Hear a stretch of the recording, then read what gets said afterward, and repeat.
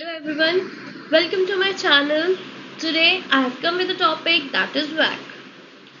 चलिए स्टार्ट करते हैं बहुत ही बेसिक चीज से जो कि आजकल के फाइनेंस के स्टूडेंट्स को क्लियर नहीं होता है एंड जब वो इंटरव्यू देने जाते हैं interviews use to ask about simple what is वैक in simple language what is वैक। आज मैं ये टॉपिक आपको पढ़ाऊंगी तो बट इतना डीप डाउन नहीं लेके जाऊंगी, सिर्फ बेसिक से आज स्टार्ट करेंगे। एक बार धीरे धीरे चीजें गेन होनी शुरू होंगी, then we will move forward with different topics. What is वैक, where we can use वैक, why वैक is use, why वैक is important, everything in detail. So let's start with first of a topic that is cost of capital.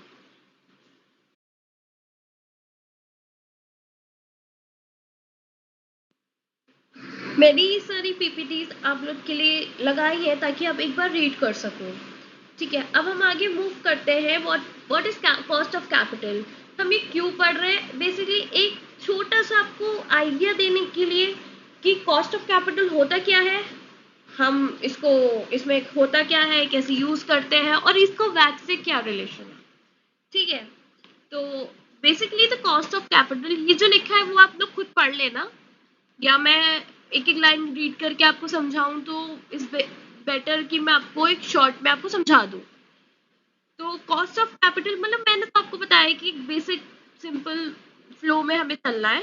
सो ठीक है, start करते हैं with cost of capital. एक opportunity cost बोल लो आप इसको, या आप एज एन इन्वेस्टर ये सोचो कि आप कहीं इन्वेस्ट करते हो तो इन्वेस्ट आप इसलिए करते हो ना, आज प्रेजेंट में आज आपने इन्वेस्ट किया तो इन फ्यूचर आपको उससे रिटर्न्स मिले।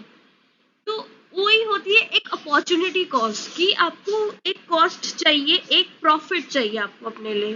तो वही वही होती है कॉस्ट ऑफ कैपिटल बोल लो, आप उसे अपॉर्चुनिटी कॉस्ट बोल लो। अब जब आप इन्वेस्ट करते हो, आप किसी कंपनी में इन्वेस्ट कर रहे हो या किसी प्रोजेक्ट में इन्वेस्ट कर रहे हो, आपने कभी ये चीज देखी है कि वो एज एन इन्वेस्टर तो आपको अपना पॉइंट ऑफ व्यू पता है कि यहाँ पे प्रॉफिट कमाना है। As a company, as a जो प्रोजेक्ट बना रहा है, तो उसके पॉइंट ऑफ व्यू से क्यों है, मतलब वो क्यों चाहता है कि आप हमारी कंपनी में इन्वेस्ट करो। वो इसलिए चाहते हैं because they need to raise their funds. उन्हें भी पैसा चाहिए ताकि उनकी कंपनी और अच्छी रन करे, वो और नए प्रोजेक्ट्स क्रिएट कर सके एंड जो उनका रिसेंटली चलता प्रोजेक्ट है उसको और एक्सपैंड कर सके, उसमें और नई टाइप की एडवांसमेंट टेक्नोलॉजीज ला सके। They need funds. सो और किसी कंपनी में देख रहे हो तो that company also need funds. उसमें हम आगे और चर्चा करेंगे। बेसिकली मुझे आपको एक छोटा सा पॉइंट ऑफ व्यू देना था यहाँ पे, वो छोटा सा बेसिक फंडा बताना था कि होता क्या है ये अपॉर्चुनिटी कॉस्ट बोल लो या कॉस्ट ऑफ कैपिटल बोल लो। Let's move forward now.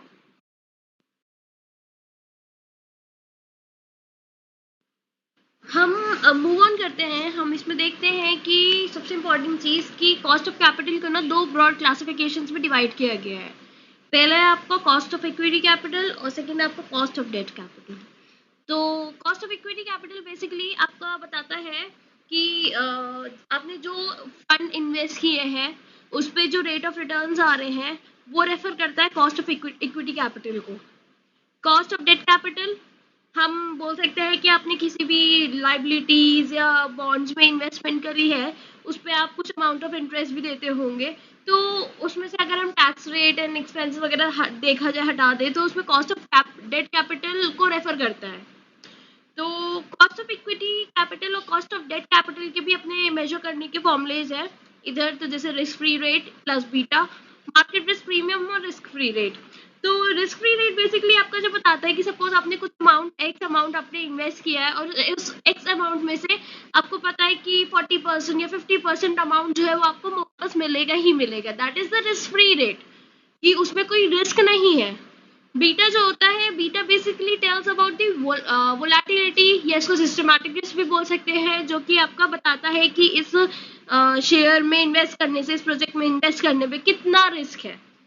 ठीक है, तो वही चीज। और अगर हम बात करें मार्केट रिस्क प्रीमियम की, मार्केट रिस्क प्रीमियम सपोज आपने एक अमाउंट एक्स लेवल पे, लेवल 1 पे आपने इन्वेस्ट किया है और इन फ्यूचर उसका लेवल 2 या लेवल 3 पहुंच गया है, तो उस बीच का अमाउंट है वो होता है मार्केट रिस्क प्रीमियम, कि वो शेयर जो है वो एक प्रीमियम अमाउंट पे ट्रेड कर रहा है।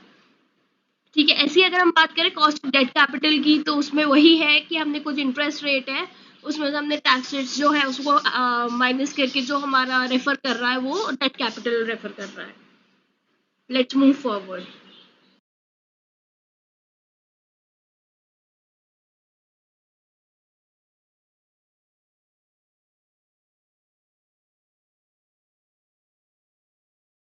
मैंने आपको एक तरीके से कॉस्ट ऑफ कैपिटल बता दिया, कॉस्ट ऑफ इक्विटी बता दिया, कॉस्ट ऑफ डेट बता दिया। अब हम बहुत ही इंपॉर्टेंट चीज पे डिस्कशन करने जा रहे हैं, जिसपे हमने बेसिकली चर्चा शुरू करी थी, दैट इज वैक। अब वैक निकालने में इन सारी चीजों का रोल होता है। पहले ये जानिए वैक बताता क्या है। बेसिकली वैक एक सिंपल सी भाषा में बोलूं तो ये आपका वेट बताता है कि दो टुकड़ों में, कि आपका सपोज कोई कंपनी है, ठीक है, उस कंपनी का कितना परसेंटेज ऑफ इक्विटी और कितना परसेंटेज ऑफ डेट है। मतलब वेटेज बताता है कि इस कंपनी का इतना परसेंटेज ऑफ इक्विटी और इतना परसेंटेज ऑफ डेट है, जिससे लोगों को एक आइडिया भी लगता है इस कंपनी में इन्वेस्ट करने में फायदा है कि नहीं है। ठीक है, तो वैट को फॉर्मूला होता है, इसको भी मेजर करा जाता है। इसको मेजर करने के लिए इसका एक सिंपल सा फॉर्मूला है, जो कि स्क्रीन पे मेंशन है, that is weight of equity into cost of equity. Weight of equity जैसे अगर हम किसी कंपनी का निकाल रहे हैं, तो हर बार अपनी हर कंपनी, जैसे कोई लिस्टेड कंपनी है, तो वो अपना वेट ऑफ इक्विटी और वेट ऑफ डेट अपना मेंशन करते हैं।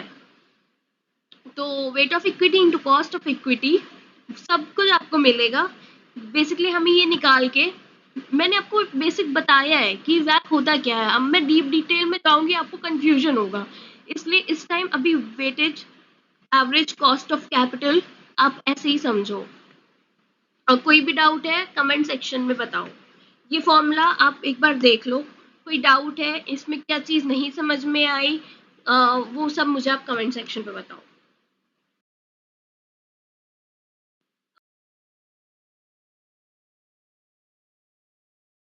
ये भी बताऊंगी कि वैक इम्पोर्टेंट क्यों होता है, वाई इट इज इम्पोर्टेंट।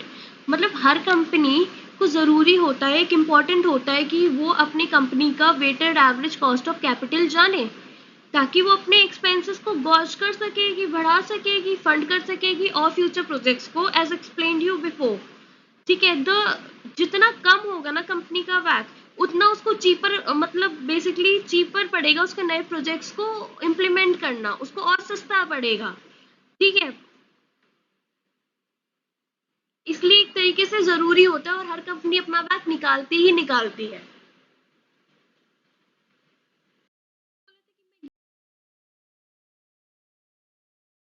अब आगे वाली स्लाइड पे मूव ऑन करते हैं, इसका सोल्यूशन देखते हैं। अगर मैंने आप लोग को ऑलरेडी इसका फॉर्मूला शेयर कर रखा है, अगर आप खुद से एक बार डिराइव करके इसका आंसर निकालना चाहो तो वो काफ़ी अच्छा रहेगा। बहुत ही सिंपल क्वेश्चन है, वरना हम आपको सोल्यूशन में तो बताएंगे ही आगे चल के।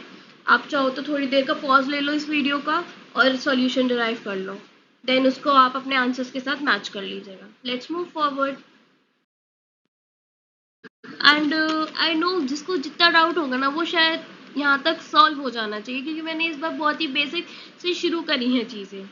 तो कंपनी ए और company B solution, and I know जिसको जितना डाउट होगा ना, वो शायद यहाँ तक सॉल्व हो जाना चाहिए, क्योंकि मैंने इस बार बहुत ही बेसिक से शुरू करी हैं चीज़ें। तो कंपनी ए और कंपनी बी, तो हमें पता है कि हम फॉर्मूला मैंने ऊपर लिख भी रखा है एज अ शॉर्ट फॉर्म। तो इसमें हम देखते हैं कंपनी ए और कंपनी बी में, हमने कंपनी ए कंपनी बी में वैल्यू ऑफ टोटल इक्विटी को डिवाइड कर दिया है total value of combined debt and equity को, इक्विटी से। ठीक है, फिर उसको मल्टीप्लाई कर दिया है हमने टोटल कॉस्ट ऑफ इक्विटी से, दोनों कंपनीज के लिए। ठीक है, फिर प्लस हमने ऐड किया है इसमें कंपनी ए कंपनी बी का value of total debt divided by the total value of combined debt and equity. फिर उसका हमने मल्टीप्लाई कर दिया टोटल कॉस्ट ऑफ डेट से। फिर हमको उसमें से टैक्स रेट्स भी तो हटाने पड़ेंगे ना, तो उसको हमने, जैसे टैक्स रेट्स इस कंपनी के गिवन है 50% और 60%, तो उसको हम लोग ने डेसिमल में कन्वर्ट करते, 1 से माइनस करके, देन हमने उसकी एक बैक की वैल्यूज निकाल ली इन परसेंटेज फॉर्म्स।